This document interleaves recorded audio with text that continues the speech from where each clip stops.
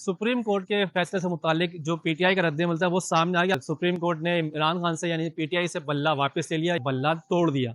PTI का बल्ला बढ़ गया। ये सारी चीजें काजी फाइज ईसा के ही बदौलत होनी थी, क्योंकि काजी फाइज ईसा के साथ जो कुछ हुआ, उनकी यहाँ तक कि अहलिया को भी अदालत में बुलाया गया। तो इस मामले में जो रेफरेंस दायर हुआ था पुराना इमरान खान के दौर में, उसका सारा सिला आज काजी फाइज ईसा ने सूद समेत वसूल कर लिया और इमरान खान और पीटीआई सबको इलेक्शन से बाहर कर दिया। पिशावर हाई कोर्ट का फैसला जो है उसको सुप्रीम कोर्ट ने मुअत्तल करते हुए पीटीआई का जो इंतखाबी निशान था वो बल्ला जो था उसको तोड़ दिया। अब इस मामले के ऊपर शदीद गम गुस्सा जो है वो सोशल मीडिया पे नजर आ रहा है, गाली गलोच पे लोग उतर आए। लेकिन सहाफ़ी जो है, सीनियर सहाफ़ी हामिद मीर ने एक लाइन लिखी है, वो मैं आपको यहाँ पे जरूर बताना चाहता हूँ। हामिद मीर ने ट्वीट किया कि काजी फाइज ईसा और साकिब निसार के दरमियान फर्क था वो खत्म हो गया। ये उन्होंने ट्वीट किया। उस ट्वीट के ऊपर भी काफी हंगामा मचा हुआ है। इसके बाद पाकिस्तान के जो सहाफ़ी है वो शायद इस फैसले से खुश नहीं है। इसके साथ साथ सियासी पार्टियां भी जो है ना वो इस फैसले से खुश नहीं है। सुप्रीम कोर्ट का ये जो फैसला आया खासतौर पे पीटीआई के इंतखाबी निशान बल्ले से मुतालिक, वो मुतनाज़ा हो गया।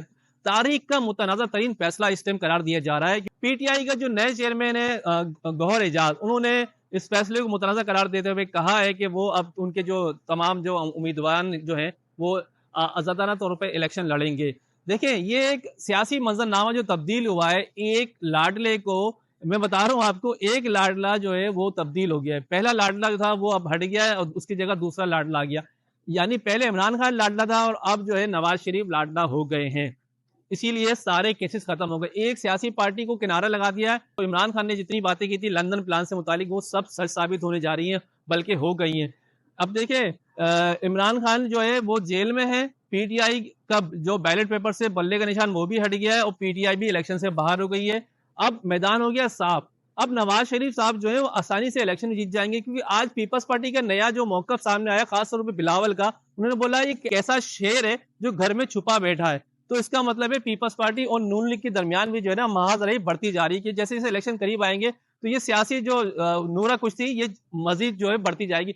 पाकिस्तान की जो तारीख है वो इसी तरह भरी पड़ी हुई है। ये पहले लड़ते रहते हैं, फिर बाद में सीट एडजस्टमेंट के चक्कर में या किसी भी मिसाक जमहूरियत के चक्कर में एक हो जाते हैं। तो ये सिलसिला चलता रहा। लेकिन आज जो नई खबर ये है कि पीटीआई का रद्द-ए-अमल जो है वो इस टाइम बहुत टॉप ट्रेंड पर है।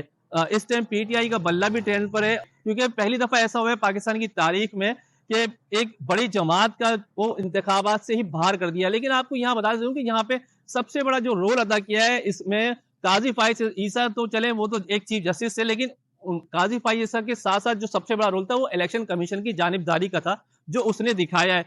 अगर इलेक्शन कमीशन को समझता है कि पीटीआई के इंट्रा पार्टी इलेक्शन गलत थे, तो क्या बाकी तमाम सियासी पार्टियों के इंट्रा पार्टी इलेक्शन देखे गए?